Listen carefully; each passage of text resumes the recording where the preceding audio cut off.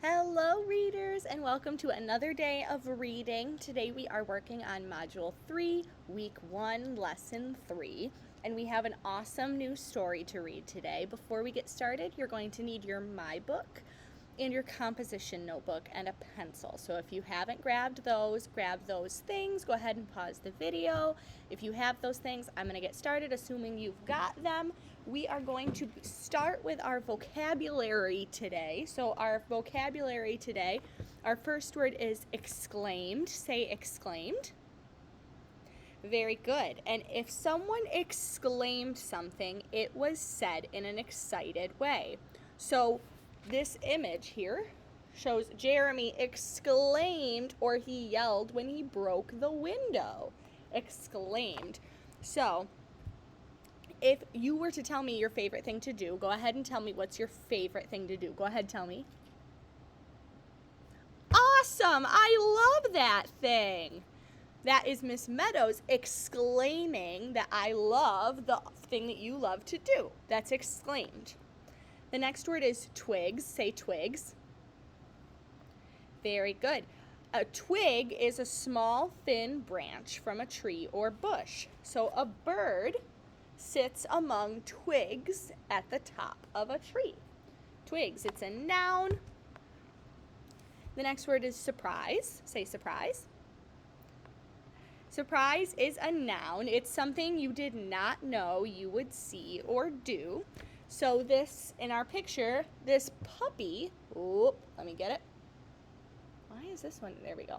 This puppy is a surprise from their parents. So it would be a surprise if you came into our classroom this morning and Miss Meadows wasn't here and instead I was a goose. That would be a surprise. Or if you opened this video and it wasn't Miss Meadows teaching, it was a pumpkin teaching. That would be a surprise. Next word is soon. Say soon. Very good. That is an adjective or a describing word. If something will happen soon, it will happen a short time from now. So in this picture, the children will soon finish this race because they are almost at the finish line. So something that will happen soon at our school is very soon. It will be our trunk or treat event. That means it is coming up quickly. The next word is warm. Say warm. Warm is an adjective. It's a describing word. If something is warm, it's a little bit hot. So this mug of hot chocolate that they are drinking outside is warm. It's not hot so they can't drink it. It's warm. It's a little bit hot. So we feel warm when we sit in the sun, or cookies are warm when they come out of the oven.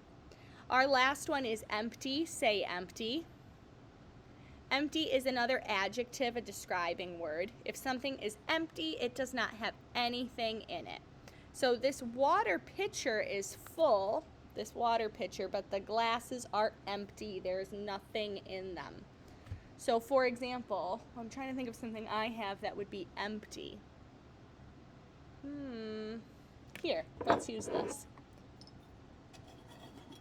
This jar on Miss Meadows' desk is empty. There's nothing in it. So I close it. It is empty. Nothing in it. Alrighty. Let's move right along to our anchor chart for today. Our anchor chart today is, whoa. Let's see if we can see it better over here.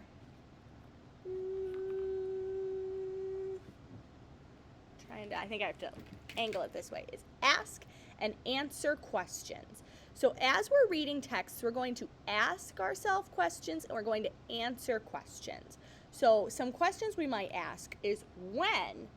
Like when did the story take place, or why? We would do that to get information, help us understand the story, to practice being awake while reading or focused while we're reading. We might ask how, and we might look in the text to ask for pictures and details or evidence to help us with these questions. So our story today, if you could open up your My Book to page 9, 8 and 9, you're going to want to be on this page. If you need some help, raise your hand and a teacher will come help you. But we are going to be on this page today. We are reading a story. The title is The Nest. The author is Carol Roberts, the person who writes the words, and it's illustrated by Nina De Polinia. This is a realistic fiction story. It's made up, but it could happen in real life. We're going to be looking for characters and a setting that seem real, ways that the pictures and words work together to tell the story. And then while we're reading, we're going to ask questions before, during, and after we read to help us understand the text. We're going to look for evidence in the text and pictures to answer our questions. Okay, so we've got the nest. And I'm wondering, have you ever seen something that made you feel curious? Something that's made me feel curious is the other day I was outside and I saw a little teeny tiny bug sitting on my porch. And I looked at that and I went, I wonder what that bug is. And I couldn't figure out what it was. And it made me curious. It made me wonder, I don't know what this is and I wish I knew what it was. That made me curious. Have you ever had something like that where you were curious about something? Go ahead and tell me in your microphone now.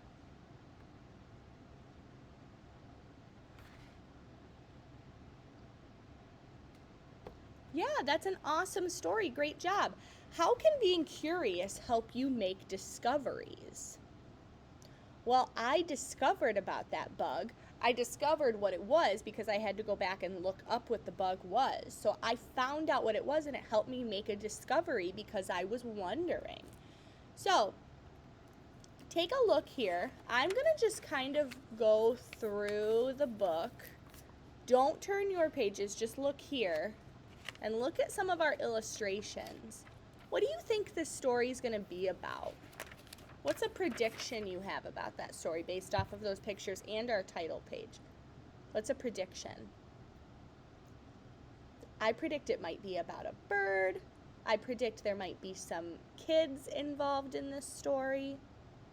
Yeah, good predictions.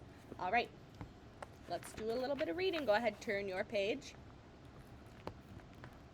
So before I read, I ask questions about key details that help me put into words things that I'm curious about. When I look at the picture on this page, I'm going to ask myself, I'm going to ask Miss Meadows, where are these children?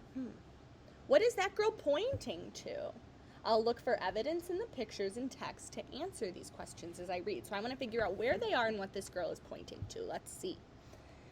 Max, Jen, exclaimed Quinn. Look, I see a nest. So we've already answered one question. We know where she's pointing. She sees a nest. Let's go over to this page. Can you see the nest? Asked Quinn. I see it, said Max and Jen. Where do you think the children see the nest? Yeah, in a tree that's outside their classroom, and I bet they're at school because there's a lot of kids together. So I bet they're at school. I see a desk and a pencil. That makes me think they're at school. Very, very good. All right, turn your page with me. So you should now be on page 12. That looks like this. Can you see the bird? Asked Mrs. Webb. Yes, it is a mockingbird, said Quinn. What questions do you have while reading this page? I know a question I have is, what kind of bird is a mockingbird? How does she know it's a mockingbird? Those are things that I'm wondering about while I'm reading. All right, so how could you answer your question, or how could I answer my question? I think that by waiting and seeing for and looking for more information in the text and waiting for details and seeing if they answer my question as I'm reading is a great idea. All right. The nest was made of twigs. It had grass in it. How does the bird make a nest? Do you know? How does a bird make a nest? Go ahead and tell me in your microphone.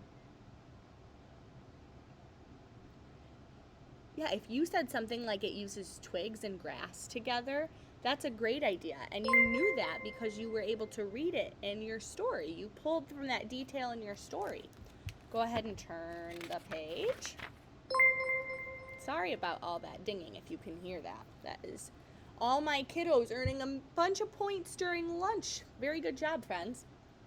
Next, the grass will make it soft, said Ben. I see twigs and leaves, said Wes. I see bits of paper, said Liz. We can write about it, said Jen. What do you think Jen wrote about in her journal? What do you think she wrote about here? Yeah, if you said that she wrote about the bird or the nest, that is probably what she wrote about. I can tell because there's a little tiny bird in the picture. I used that picture for a clue. Have you ever written about something that you saw? Have you ever written in class about something you saw? That's a good idea. Maybe we should try that. Go ahead, turn your page.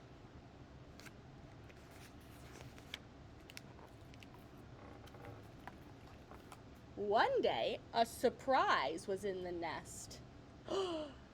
Eggs, the kids said. We see eggs with dots. So now I see why the mockingbird built the nest. I wonder what will happen to these eggs. I'm going to keep reading to see if I can find evidence in the text and pictures to answer my questions about these details. Let's go over to this page.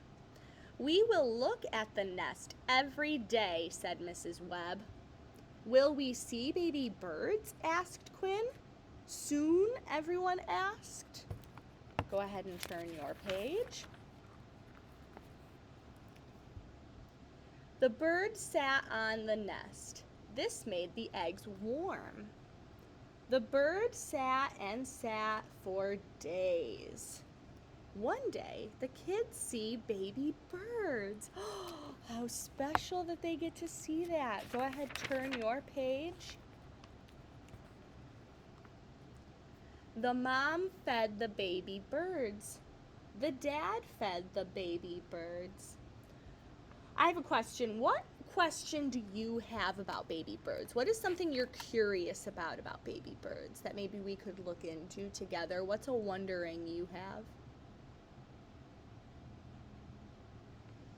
Yeah, you might be wondering, what do they eat, or how long does it take them to fly, or what do they do? Do you think there's a way we could maybe learn the answers to those? If we keep looking in our text, right? Yeah. Let's go to this page. Ready? The baby birds look soft, said Liz. Soon they will get big feathers, said Quinn. How have the baby birds changed already from this page to this page? They're bigger, they look fluffier, and they have more feathers. Yeah, they are changing. They are growing up. Turn your page. Every day, the birds try to fly. Can they fly yet? The kids asked. How do baby birds learn to fly? Do you know? Yeah, their parents show them how, and they try and try until they can do it. Kind of like how you learn how to walk because your parents show you how to do it, and you just try and try until you can do it. Very good job. All right, ready? The baby birds try. Then the baby birds can fly. What do you think will happen now that the baby birds can fly? They might leave the nest. They might go away. They're grown-ups now. They don't need to be in the nest anymore. Turn your page.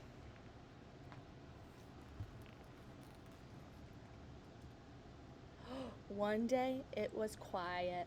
The nest was empty. It was fun to see the baby birds. So we learned all about what baby birds can and can't, we learned all about them in their nests and what they're able to do and what they do when they grow up, and what a special story to learn about that. So now what I would like you to do is, if you have a couple minutes of extra time while we wait for our class to finish up, if you are done, I would like you to, in your composition notebooks, either write or draw a picture of one thing that you learned or that you are curious about in our story. So either something you learned or something you're still curious about. Either write it in your composition notebook or draw a picture. We're going to come together as a class and do a turn and talk together once everybody is done. But if you are done, draw a picture of either something you are curious about or something you learned in our story. And that is it for today. I am so happy to be learning with you. Thank you so much for listening. I'll see you tomorrow. Bye.